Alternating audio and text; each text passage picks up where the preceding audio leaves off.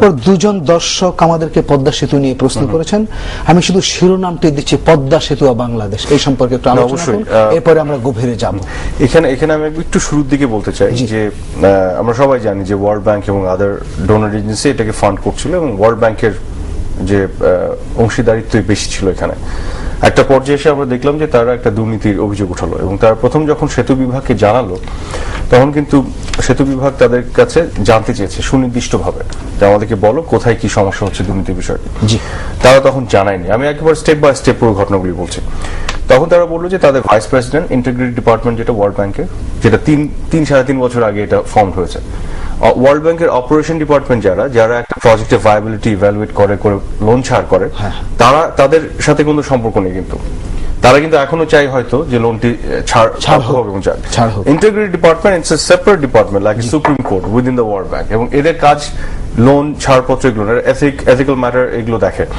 তো for what ever the reason is, তারা বলছে যে এখানে একটি সমস্যা আছে। তো তারপরে তারা তাদের vice president, integrity department vice president বাংলাদেশে ভিজিট করবে, প্রাইম মিনিস্টার, ফাইন্যান্স মিনিস্টারের সাথে দেখা করবে এবং তারা জানাবে। উনি আসলেন, এসে দেখা করলেন এবং আমাদের প্রধানমন্ত্রী স্পেসিফিক্যালি সুনির্দিষ্টভাবে এবং ক্যাটাগরিক্যালি জানতে চেয়েছেন যে আপনি আমাদেরকে বলুন কোথায় কি সমস্যা হচ্ছে, আমরা সেটি অ্যাড্রেস করব। আমরা দুদককে এখানে অ্যাপয়েন্ট করব, আমাদের যত যা তথ্যপত্র আছে আমরা এটা অবারিত করব। এবং ওনারা তখনও কিন্তু সুনির্দিষ্টভাবে কিছু বললেন না। তারপরে বললেন যে প্রাইম মিনিস্টার এবং ফাইন্যান্স মিনিস্টার নিউ ইয়র্কে যাওয়ার কথা, সফর করার কথা, বললেন যে ওখানে ওনারা যখন আসবেন তখন ওনাদের সাথে কথা হবে, তখন ওনারা জানাবেন। এর পরবর্তীতে আমরা জানি আমাদের প্রাইম মিনিস্টার এবং ফাইন্যান্স মিনিস্টার গেলেন নিউ ইয়র্কে এবং সেখানেও তারা যোগাযোগ করেছে, দেখা হয়েছে। সেখানেও তারা সুনির্দিষ্টভাবে কিছুই বলছেন, এক ধরনের লুকোচুরি যেন। এবং তখন সেখানে তারা বললো যে ওনারা ফিরে আসার পর একটা চিঠির মাধ্যমে জানানো হবে, এবং সর্বশেষ যে চিঠির মাধ্যমে তারা যে খবরটি দিয়েছে সেখানেও কিন্তু কিছুই নাই সুনির্দিষ্ট হবে, একেবারে জেনারেলাইজ করে কিছু কথাবার্তা, বায়বীয় কিছু কথাবার্তা। তো এখন আমাদের দেশের গভর্নমেন্ট যখন তাদেরকে বলছে যে তোমাদের যদি এই ধরনের কোনো সন্দেহ হয় সেটিকে আমরা জানতে চাই, দেখতে চাই এবং আমরা ব্যবস্থা নিতে চাই। কারণ আজকে আমরা জানি আজকে প্রাইম মিনিস্টার এবং গভর্নমেন্টের জন্য এটা একটা ইলেকশন প্লেজ, ইলেকশন কমিটমেন্ট, তাদের জন্য এটা একটা প্রায়োরিটি প্রজেক্ট। মানে তাদের তো কোনো কারণ থাকতে পারে না এই প্রজেক্টটি বন্ধ হয়ে যাওয়ার, তারা তো করতেই চায়। কিন্তু এরকম একটা সিচুয়েশন যখন এসে দাঁড়ালো এবং ওয়ার্ল্ড ব্যাংক একেবারে কোনো কিছু না, মানে স্পেসিফিক কোনো কাজ, মানে কোনো ধরনের ডেভেলপমেন্ট হচ্ছে না এবং তারা যে লুকোচুরিটা করছে তার ফলশ্রুতিতে যেটি হচ্ছে যে প্রজেক্টটি ক্ষতিগ্রস্ত হচ্ছে, বাংলাদেশ ক্ষতিগ্রস্ত হচ্ছে। এবং এরকম একটি জায়গায় এসে দাঁড়িয়ে আমাদের প্রধানমন্ত্রী গতকাল যে প্রেস কনফারেন্সটি করেছেন, এখানে আমি বলবো যে হ্যাঁ, ওয়ার্ল্ড ব্যাংকের বিপক্ষে, তাদের যে ইম্পেরিয়ালিস্টিক অ্যাটিটিউড তার বিপক্ষে শক্তভাবে কিছু কথা বলেছেন। এবং আমরা এরকম আজ শুনতে পাচ্ছিলাম যে ওয়ার্ল্ড ব্যাংকের কাছ থেকে হয়তো টাকা নেওয়া হবে না। এবং আমাদের গভর্নমেন্ট বিভিন্ন দেশের আগেও শোনা গিয়েছিল, কালকে মাননীয় প্রধানমন্ত্রীর মুখে উচ্চারিত হয়েছে, আলোচনা হচ্ছিল এবং অনেক ইনভেস্টর লাইনে দাঁড়িয়ে আছে, they want to come and invest এই প্রজেক্টে, এবং তারা ইনভেস্ট করে এটা পিপিপির মাধ্যমে। একটু কল নিয়ে জি, একজন দর্শক যোগ দিতে চায়, কথা বলতে চায়। হ্যালো, জি ওয়ালাইকুম আসসালাম। মানব উন্নয়ন সমাজ কল্যাণ পরিষদ, জি প্লিজ বলুন। আমি প্রধানমন্ত্রী ঘোষণা দিয়েছেন যে প্রয়োজনে পিপিপির মাধ্যমে পদ্মা সেতুর বাস্তবায়ন করা হবে। জি, আমার প্রশ্ন, প্রাইভেট কোম্পানি বা বেসরকারি সংস্থা যদি এই প্রকল্পে বিনিয়োগ করে তবে তাদের লভ্যাংশ ও মূলধন কিভাবে দেওয়া হবে এবং কত বছর মেয়াদে তা পরিশোধ করা হবে? যদি আপনারা একটু আলোচনা করেন তবে হয়তো ওই বিনিয়োগকারীরা উৎসাহিত হবে। আচ্ছা, ধন্যবাদ। এটি তো একটি বড় পরিকল্পনার বিষয়। আসলে এখানে একেবারেই চলছে আমাদের, কালকেও কিন্তু ইঙ্গিত দিয়েছেন 40-50 বছর এটি পরিশোধ করা যেতে পারে। আপনি একটা ব্রিজের উপরে, আপনি যমুনা সেতুর কথাই ধরুন না, যে পরিমাণ লেভি আসে, যে পরিমাণ টোল থেকে আদায় হয়, ফলে এই টোল থেকে আদায়ের মধ্য দিয়ে হয়তো আজকে এটার যে ইনভেস্টমেন্ট হবে সেটি 5 বছর, 10 বছর, 20 বছর, 30 বছরে পরিশোধ হবে। কিন্তু আরো ফান্ড সংগ্রহের আরো পদ্ধতি আছে, যেটি বললাম। আমরা ওইটাই যাওয়ার আগে একটু জানতে চাই, একটু ওইটা পরে জানবো। এই সবকিছু মিলে ওয়ার্ল্ড ব্যাংকের ভূমিকা রহস্যময় মনে হয় কিনা, আপনি কি বলেন? আমি আপনাকে এখানে আরাফাতও আছে, পৃথিবীতে এমন একটি দেশ দেখান তো যেটি ওয়ার্ল্ড ব্যাংকের প্রেসক্রিপশনে উন্নতি করেছে, একটি দেশের নাম বলেন। বরং ওয়ার্ল্ড ব্যাংকে যারা পাশ কাটিয়ে উপেক্ষা করে নিজের অর্থনীতিকে শক্তিশালী করেছে তার এক্সাম্পল ভুরি ভুরি, যেমন মালয়েশিয়া, কিংবা থাইল্যান্ড, কিংবা ভারত। এই তিনটে দেশের নামই বললাম যারা ওয়ার্ল্ড ব্যাংকের প্রেসক্রিপশনকে উপেক্ষা করে বরং নিজেদের ইকোনমিক পলিসি ডেভেলপ করেছে এবং নিজেদের শক্তিশালী করেছে। কিন্তু ওয়ার্ল্ড ব্যাংকের ঋণ নিয়ে, আইএমএফ এর ঋণ নিয়ে এরা কিন্তু একটা জিনিস খেয়াল করবেন, ওয়ার্ল্ড ব্যাংক, আইএমএফ কখনো কিন্তু গ্রান্ট দেয় না, সিম্পলি লোন। হ্যাঁ মঞ্জুরি নয়, শুধুমাত্র ঋণ। এই ঋণ নিয়ে পৃথিবীর কোন দরিদ্র উন্নয়নশীল দেশের উন্নতি হয়েছে? ল্যাটিন আমেরিকার বহু দেশ সর্বশান্ত হয়ে গেছে, আপনি আফ্রিকার বহু দেশ শান্ত হয়ে গেছে, এশিয়াতেও অনেক খারাপ খারাপ নজির আছে। ফলে শক্তিশালী মেরুদণ্ড সম্পন্ন যদি কোনো সরকার আসলে দাঁড়াতে পারে, তাহলে দেখবেন যে সত্যি জনগণের সাপোর্ট নিয়ে অনেক কিছুই করা সম্ভব। তো মাননীয় প্রধানমন্ত্রী যে স্ট্যান্ড নিয়েছেন গতকাল, কারণ তিনি তো বিশ্ব ব্যাংকের উপরে চাপিয়ে দিয়েছে প্রমাণের দায়িত্ব বিশ্ব ব্যাংকের। এটা যেমন আছে, পাশাপাশি এর বিপদও আছে। ওয়ার্ল্ড ব্যাংক, IMF ইত্যাদির নানা স্বার্থবাদী গোষ্ঠী কিন্তু বাংলাদেশেও সক্রিয় আছে। জি, এটা মনে রাখতে হবে। তারা কিন্তু এইসব দেশে সুশীল সমাজের নামে বহু লোককে পালে। জি, এবং তারাই কিন্তু সমাজের এই সমস্ত, তাদের দেখবেন একটা গোপন নেক্সাসও আছে, সংযোগ আছে, ষড়যন্ত্র আছে এর পেছনে। ফলে দেখবেন এই জাতীয় জায়গায় যেখানে বাংলা গণতন্ত্রের ভিত এখনো দুর্বল, সেখানে কিন্তু এই সমস্ত শক্তি, ওয়ার্ল্ড ব্যাংক বহু দেশের সরকার পাল্টে ফেলেছে এরকম নজিরও আছে, IMF বহু দেশের সরকার পাল্টে ফেলেছে এরকম নজিরও আছে, বিশেষ করে এই ধরনের উন্নয়নশীল দেশগুলো যেখানে গণতন্ত্র শক্ত ভিতের উপর দাঁড়িয়ে নেই। কিন্তু যেখানে শক্তিশালী ভিত আছে সেখানে কিছুই করতে পারে। আমাদের এই ভিতটা যদি আমরা শক্তি করতে পারি, তাহলে এদেরকে উপেক্ষা করা অনেক। মঞ্চের নেপথ্যের কুশীলব যারা, তারাই কি কলকাঠি নাড়ছে মনে হয়? অবশ্যই। আপনি কি প্রকাশ্য না?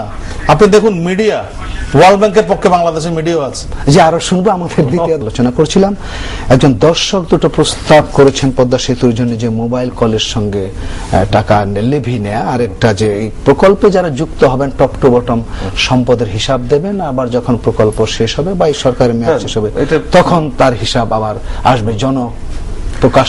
বেশ ইনোভেটিভ চিন্তা ভাবনা, চমৎকার।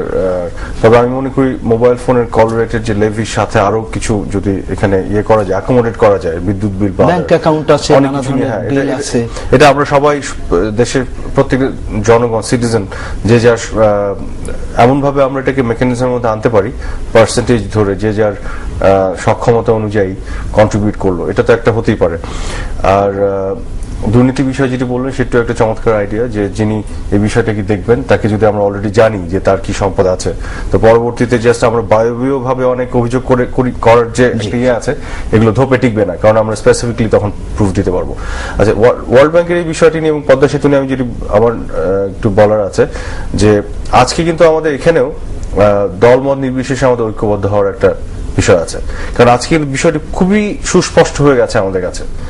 আমরা কেন জানতে পারছি না ওয়ার্ল্ড ব্যাংকে কে মানা করেছে জনগণের কাছে প্রকাশ করতে, যে সুনির্দিষ্টভাবে কি দুর্নীতি অভিযোগ তাদের কাছে আছে, কি এভিডেন্স, কি তথ্যপাত্র, কি প্রমাণাদি আছে, আমরা তো জানতে। আসলে আপনি যেটি বললেন এটি এক্সপেক্টেড বা কাঙ্ক্ষিত আমাদের সবার জন্য, কিন্তু সবাই তো ঐকমত্যে আসে। মাননীয় প্রধানমন্ত্রী যে ঘোষণা কালকে দিয়েছেন, একটু বলছি, সে তার উপরে মির্জা ফখরুল আজকে বলেছেন পদ্মা সেতু নিয়ে প্রধানমন্ত্রীর ঘোষণা আকাশ কুসুম কল্পনা। চিন্তা করুন না, এটা আমাদের জাতীয় স্বার্থের বিপক্ষে দাঁড়িয়ে উনি কথাটি বলেছেন, কারণ এটি আকাশ কুসুম কল্পনা নয়। আমি এখান থেকে বলতে চাই, বাংলাদেশ যত দুর্বল মনে করা হতো, বাংলাদেশ সেই দুর্বল জায়গায় নেই। আজকে এই পদ্মা সেতু PPP যে সিস্টেমের কথা বলা হচ্ছে, বা BOT, build operate and transfer, বিভিন্ন সিস্টেমের মেকানিজমের মধ্যে অনেক ইনভেস্টর আছে। কোন দেশ, কোন সংস্থা, যেটা প্রধানমন্ত্রী বলেছেন, আসতেই পারে, ইনভেস্ট করতে পারে, তারা তাদের ইনভেস্টমেন্ট রিটার্ন উঠিয়ে নিয়ে চলে যাবে আমাদের পদ্মা সেতু। এবং পৃথিবীর বিভিন্ন উন্নত দেশে এই পদ্ধতির মধ্য দিয়ে কিন্তু এই বড় বড় স্থাপনাগুলি হয়েছে, তাই যেটি নতুন কিছু নয়, এবং আমরা এটা করতে পারবো। কিন্তু সবচেয়ে বড় কথা যেটি আমি বলতে যাচ্ছি, দলমতের ঊর্ধ্বে ওঠার কথা কেন আমি বলছি, কারণ আজকে এই বিষয়টি তো স্পষ্ট হয়ে গেছে যে ওয়ার্ল্ড ব্যাংক আমাদেরকে সুনির্দিষ্টভাবে কিছু বলছে না, অথচ এট দ্য সেম টাইম আমরা বলছি যে তাদেরকে সব ধরনের সহযোগিতা দেওয়া হবে, তারা আমাদেরকে বলুক, সব ব্যবস্থা নেওয়া হবে, কিন্তু এই প্রজেক্টটা আমরা করতে চাই। আজকে কে দায়ী থাকলো এই প্রজেক্টটা যদি বাধাগ্রস্ত হয়? এটা ওয়ার্ল্ড ব্যাংক দায়ী থাকলো। কাজে তার সেইখানে আমাদের কিন্তু দলমত নির্বিশেষে আজকে সরকারের পেছনে, আজকে প্রধানমন্ত্রীর পেছনে আমাদের দাঁড়াতে হবে। একটু কল নিয়ে একজন দর্শক। হ্যালো, আসসালামু আলাইকুম। ওয়ালাইকুম আসসালাম ভাই, আপনাকে শুভেচ্ছা জানাচ্ছি। বিজ্ঞ আলোচনাকে আমি একটু পদ্মা সেতু নিয়ে কথা বলতে চাই। প্রশ্ন করলে ভালো হয়, আমরা একেবারে শেষ প্রান্তে দাঁড়িয়ে। ভাই প্রশ্ন করুন জি প্লিজ। আমি তো বলতে চাচ্ছি যে ওই যে পদ্মা সেতু নিয়ে ADP যে দুর্নীতির কথা বলছে, যে দুর্নীতির তারা আজ পর্যন্ত কোনো তথ্য প্রমাণ দিতে পারেনি এবং সম্পূর্ণভাবে ব্যর্থ হয়েছে। এবং আমাদের জাতির জনগণের মাননীয় প্রধানমন্ত্রী অন্যত যেটা চ্যালেঞ্জ ছেড়ে দিয়েছেন যে দুর্নীতির ব্যাপারে।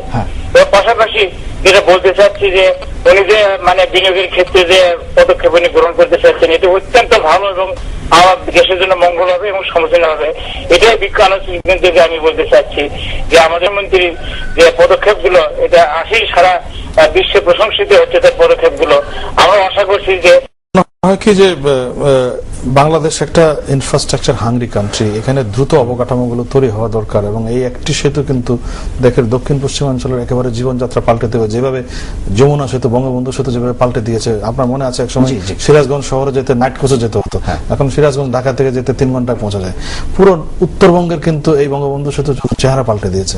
সেইভাবে আমাদের এই যেহেতু সময় খুব কম, আমার ধারণা ওয়ার্ল্ড ব্যাংকের ব্যাপারে দেশ শুড বি ইমিডিয়েট একটা সিদ্ধান্তে পৌঁছে যাওয়া উচিত যে আমরা কিভাবে করবো। এর জন্য আর অপেক্ষায় না থেকে তাদের কাছ থেকে সুস্পষ্ট বক্তব্য শুনে সরকারের উচিত হবে ইমিডিয়েটলি পদক্ষেপ নেওয়া। সেখানে যা যা অপশন আছে, সেটি বিওটি হোক, পিপিপি হোক, যাই হোক, পৃথিবীর অনেক বড় ইনভেস্টরের কথা বলেছে। আমি সম্প্রতি দেখে আসলাম নয়াদিল্লিতে যে এয়ারপোর্ট টোটালি কিন্তু প্রাইভেট ইয়েতে করা, উদ্যোগী জিএমআর নামে একটা কোম্পানি করেছে। এরকম পৃথিবীর বহু দেশে তারা এয়ারপোর্ট নির্মাণ করেছে। Bangkok airport is also PPP basis. এরকম রাস্তাঘাট সবই আপনি উঠলেই পয়সা দিতে হয়, কিন্তু মানুষ উঠে এই কারণে দ্রুত পৌঁছে যায়। মানুষ ব্রিজে উঠবে এই কারণে দ্রুত যাওয়া যাবে সেখানে। ফলে এই ধরনের ইনিশিয়েটিভ নিয়ে আমার ধারণা জাতীয় ঐকমত্যের ভিত্তিতে এক ধরনের যদি দ্রুত সিদ্ধান্ত নেয়, এই প্রজেক্ট একটা অত্যন্ত গুরুত্বপূর্ণ প্রজেক্ট, শুধু একটার প্রজেক্ট না, আমরা শুনছি 2-1টা সেতুর কথা বলছি, সেখানে একটি অন্তত কাজ দ্রুত শুরু হওয়া উচিত। সেটি ওয়ার্ল্ড ব্যাংকের অপেক্ষায় না থেকে আমার ধারণা সরকারের উচিত ইমিডিয়েটলি বিকল্প কিছু খুঁজে সেই কাজে যাওয়া।